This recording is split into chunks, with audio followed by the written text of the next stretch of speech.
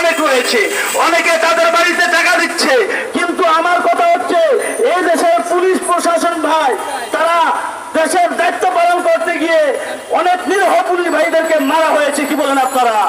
কিন্তু তাদের পরিবারের খোঁজ খবর নেওয়ার কেউ, অনেক পুলিশ ভাইরা রয়েছে তারা জুলুম করে নাই, কিন্তু তাদের দোষ আওয়ামী লীগ করতো, এজন্য তারা ঘরে থাকতে পারে না, তারা চাকরিতে ঢুকতে পারে না। এজন্য বলি জুলুম যারা যেই দলে থাকুক, আওয়ামী লীগে থাকুক, বিএনপির ভিতরে থাকুক, জামাতের ভিতরে থাকুক, তাদেরকে আমরা তীব্র নিন্দা জানাই। আর মানবতাবাদী যারা রয়েছে সকলকে আমরা স্বাগত জানাই। আর প্রশাসনের ভাই যারা রয়েছে, পুলিশ ভাইরা তারা নিরীহ, তারা আমাদের পাশে চেষ্টা করে থাকার জন্য তারা যাবে, পুলিশ ভাইরা যাবে 100 আমাদের রক্ষা করার জন্য।